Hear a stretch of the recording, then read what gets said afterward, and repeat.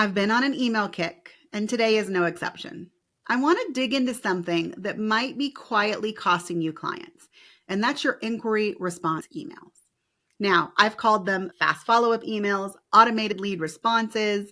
Regardless, I'm talking about the email that you send to your potential clients after they have inquired about your services. And yes, hopefully you are sending it automatically. Now, some of you are probably jumping up and down and saying, yes, Coley, I am sending that email automatically. And if that is the case, I am so proud of you. But it is more than just sending the email immediately and making it fast. It's about what you're saying inside the email just as much. Because let's be honest, when someone fills out your contact form, they are not just asking for pricing, even if that's the question that they put on the form.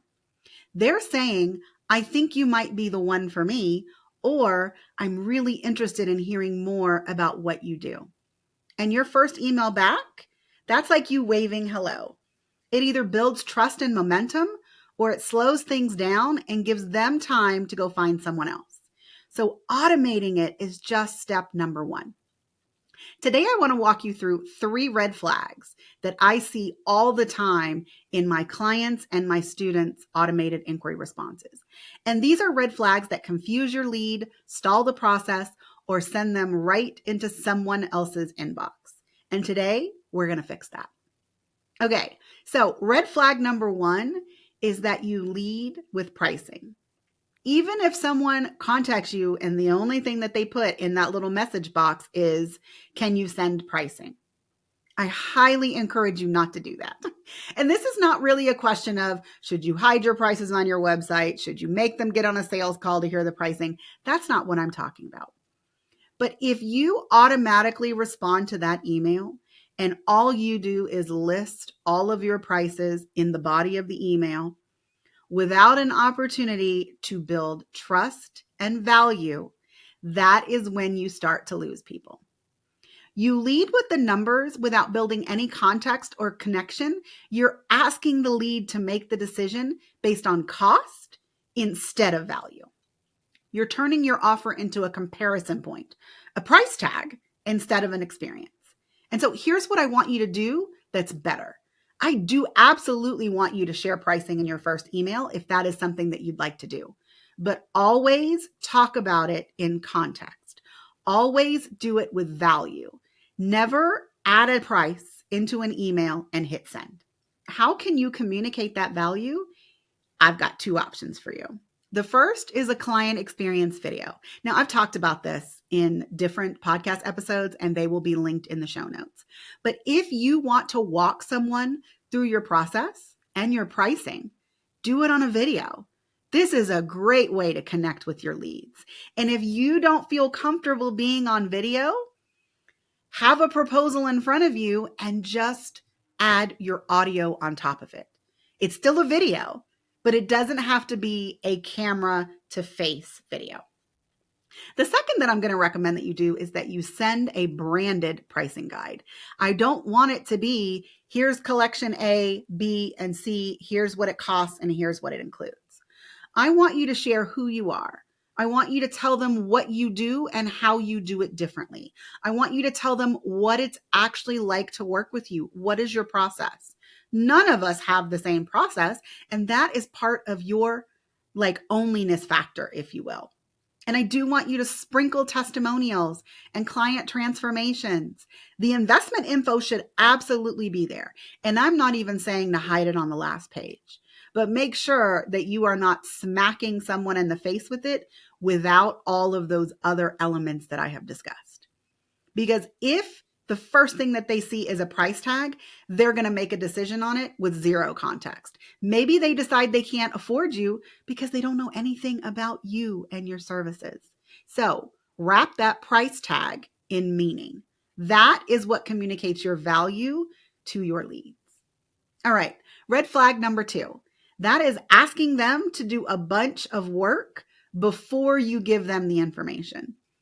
I recently saw someone's email where the response said, okay, answer these 3 questions and then I'll send over my investment guide.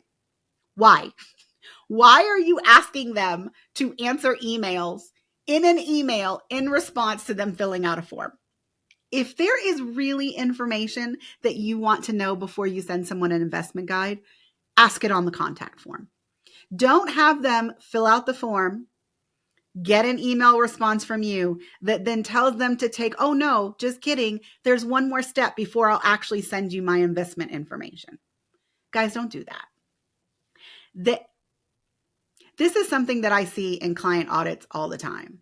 That autoresponder jumps straight into questions before you've actually built a connection with someone. Now, again, I am not opposed to you asking people questions in order to qualify them for your services and your offers. But in the very first email is not the place to do it. Ask it on the form or ask it in a consultation call. Can you ask questions in that email? Absolutely. Like, especially if you're like a wedding photographer, if you want to know something about like their first date or how they met or how one person proposed to the other. I mean, these are all like connection building questions. I again would argue that you can put it on the contact form or ask it on the consultation call, but that's a question that is building a human connection. It is not asking them to give you all of this information before you're even willing to share pricing. That doesn't feel confident. It feels cold. It feels like you are gatekeeping the very information that they contacted you to receive. So here's what I want you to do instead. I want you to use that inquiry response to guide them and not to gatekeep. Let them know what happens next. Tell them when they're going to hear from you. Offer a behind the scenes look at your process, but don't ask them for anything else until you've personally reviewed the inquiry and figured out if it was a good fit. That's when a questionnaire makes sense. That's when follow-up details make sense, not before. Because this isn't about filtering people out. If you want to do that, do it on the contact form. It's about building momentum so that you can show up live in their inbox or on a call. Okay, and now red flag number 3. You ask them if they want the next step instead of giving it to them. I have seen so many inquiry response emails that end with, let me know if you'd like to book a call. In general, there's nothing wrong with asking someone if they want to call, but you are creating a pause in the process by being polite, and this is not the place to do that. They've already inquired about your services. So if you feel like a call would be a good fit, if that's how you communicate your value, if that's how you build a connection as a human, automatically include a scheduler so that they can take the next step of booking that call without waiting for your response. Because in that pause, no matter how small it is, you lose control of the conversation and the momentum that you were trying to build. So even if you're not ready to send them your booking link, you can still lead them with giving them an opportunity to book a consultation call or an opportunity to explore more about you and your services. This can be done with like a really good blog post about working with you, or you could even send them sample galleries or examples of your work if you are like a website designer. This is how you build trust and keep the momentum going. And most importantly, this is how you make them feel like they made a great decision to reach out to you in the first place. So what should you include in your inquiry email? Because I do feel like I'm telling you, don't do this, don't do this, don't do this. Your automated response isn't about qualifying the lead. You should have already done that on your contact form. And it's not about getting them to book immediately, unless that's your process. It's about bridging the gap and holding their attention until you are ready to respond personally. So here's what you should include.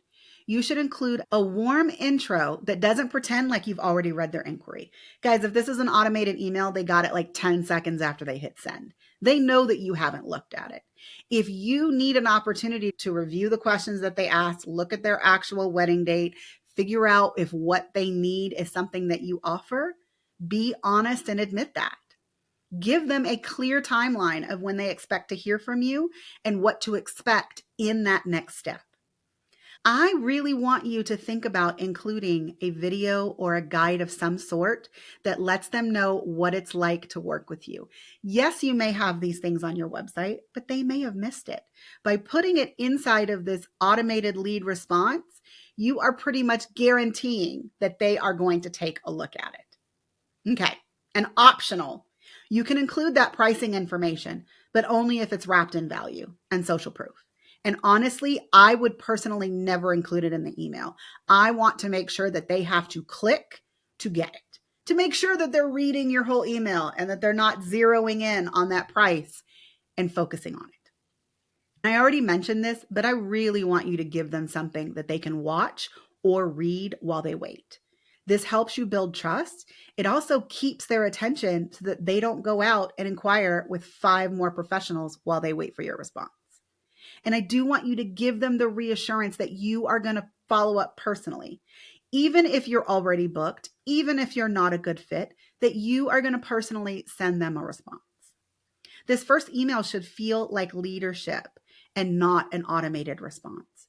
It should build connection and not confusion.